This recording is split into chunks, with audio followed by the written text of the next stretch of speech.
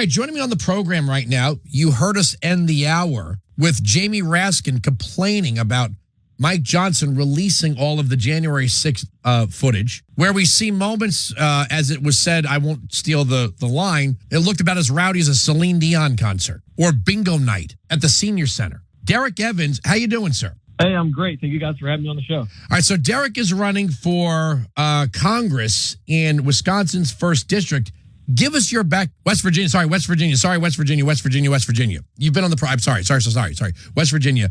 You are a January 6th defendant and prisoner. That is correct. Yep, but no worries. I'm the highest ranking government official to be arrested for January 6th and thrown in prison. I was elected to the West Virginia State House in 2020 and then went to the Capitol. And as you just said, I was arrested and thrown in prison and solitary confinement. And now I'm running for U.S. Congress. Well, under Section 3 of the 14th Amendment, you shouldn't be allowed to even be on the ballot. Wait, let me ask you something. Were you ever charged under the Insurrection and Rebellion Act? No, I was never charged, let alone convicted of that. No one has been, as a matter of fact. And actually, the same group that's going after President Trump on that's called CREW, C-R-E-W, they actually somewhat came after me here in West Virginia on the same thing. The attorney for the Secretary of State's office responded and said exactly what you just said. This guy was never charged, let alone convicted of insurrection. He'll be on the ballot. And so far, they've left me alone on that. I'm just not understanding this. The narrative here is that anyone who was arrested in any way connected to January 6th is an insurrectionist, therefore is disqualified from the ballot. But no one has been charged under 18 U.S.C. 2383, which is, rebellion and insurrection. I reversed them. It's the rebellion and insurrection criminal statute. If you're not charged under the insurrection statute, how could you be an insurrectionist? Well, and furthermore, I mean, most of us in the J6 community have been bankrupted because that's part of the process that they do to you. But in all actuality, we should be looking for ways to sue the media for calling us an insurrectionist, because it's no different than calling someone a thief or a murderer or something else when it's not true, because it's a criminal act that we did not commit. Yeah. So how is it going in your district in West Virginia? Are you get people screaming at you insurrectionists? They're like, oh, yeah, way to go. No, that's the part that scares the establishment so much about my race is I live in one of the reddest districts in the entire country. It's a major MAGA district. We haven't spent a single dollar campaign-wise yet, and we're already polling at 45%. So this is it's a very winnable race that's got the establishment a little shook in that regard. But yeah, this is a district where people they appreciate the fact that I was an elected official who had the courage to stand with the American people on that day. Well, look, if somebody is committing an act of violence, we can't say, oh, it's okay because we, like you, or you're technically one of us or whatever it is. But if we don't like you, you should go to jail and all that stuff. The videos we're seeing now are a world of difference than what was selected, curated, edited, and boiled down by the January 6th committee members and their professional editors, who chose, videos that invoked a certain emotion and told a certain story, which they left out key parts of it, that some of these people that entered the Capitol were invited in by the police themselves. So if you want to say people who broke the law, there should be a punishment that fits the crime, I agree. But if you're going to tell me this was a pre-planned, orchestrated attempt to overthrow the government of the United States, come on. Well, I agree with you. To be honest with you, I think that we should arrest the January 6th sham committee members for knowingly suppressing the truth about January 6th. I mean, as you said, they hired Hollywood producers to push a false narrative, and they did so in an attempt to destabilize our country and imprison Trump supporters. And furthermore, not only should we arrest them and charge them for their crimes against our country, I think that it would be fair, based on what's happened to all of us, maybe we should throw them in solitary confinement in pretrial detention while they await their trial. Well, I think that they would, that seems to be something that they would call for. That seems, yes, I get you.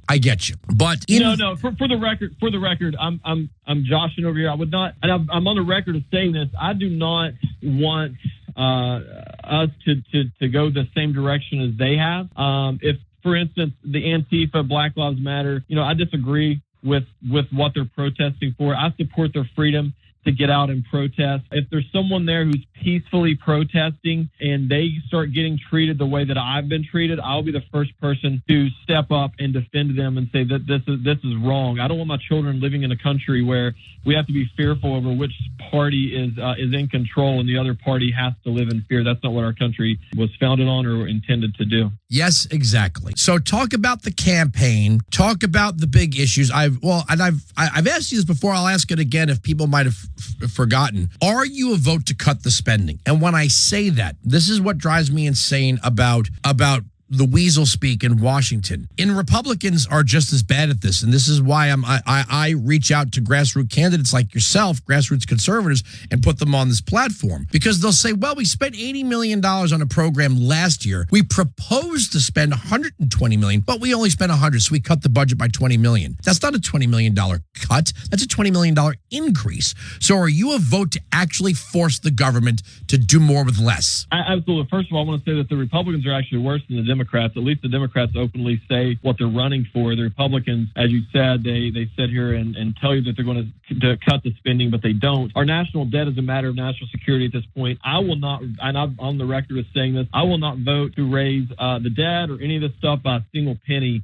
We've got to start getting this under control, and I think that we should start every budget at zero. I don't care if they spent $80 million last year. It should start at zero this year. And let's do that. And then to be honest with you, I'm in favor of not only defunding, but abolishing the three-letter agencies and getting rid of the bureaucracy, these unelected bureaucrats that are running our country behind the scenes. Let's get the power back to the states, the local communities, back to you and me and we the people. The question, once again, is where's this money going? What's it being used for? You look around our country, we have a wide open border, and I'm not going to pound that. I mean, everybody's talking about that, but I mean, even more so, we have our own infrastructure issues. There's a lot of places in this country who still don't have, clean drinking water or sewer and, basic needs, and we are sending money to other countries and putting so much focus on everything else. Look, the government has proven that they are not good financial stewards, and we do not need to be giving them more money. We should be cutting a lot of programs and turning that power back over to the local communities.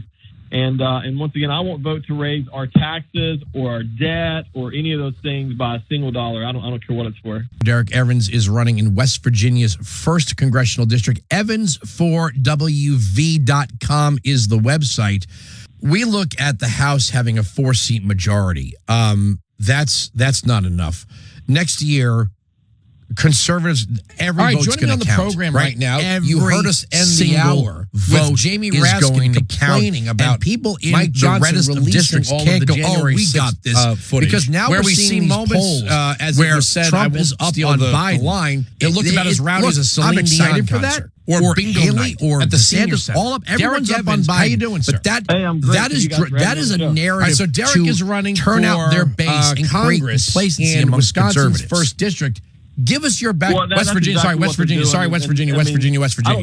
on the prime. Sorry. West Virginia. You are a January 6th defendant and prisoner. They're going to start beating the national media. I'm the highest ranking government official with accomplishments, but I can't think of anything that is accomplished that would be worth elected to the West Virginia State House in 2020 and then went to the Capitol. And as you just said, I was arrested and thrown in prison and solitary confinement. Now I'm running for U.S. somewhere or another. Well, under Section 3 of the 14th Amendment, you shouldn't be allowed to even be on the ballot. Wait, let me ask you something. Yes, were you ever charged if the Democrats get their way, and Rebellion they will cancel the Second Amendment. Never charged, let alone they will dictate the car that you drive. We saw now that, as a matter of fact, that Biden's all of a sudden using the Defense Production Act to produce heat pumps because he wants to write all new regulations on HVAC. I didn't even know this was a federal power. Congress must stand up and reclaim its power. Let alone convicted of insurrection. He will be on the ballot. And so far, we've given up that power. I'm just not understanding this. The narrative here is that anyone who was arrested in any way connected to January 6th is an insurrectionist, therefore is disqualified from the ballot. But no one has been charged under 18 U.S.C. 2383, which is, rebellion and insurrection. I reversed them. It's the rebellion and insurrection criminal statute. If you're not charged under the insurrection statute, how could you be an insurrectionist?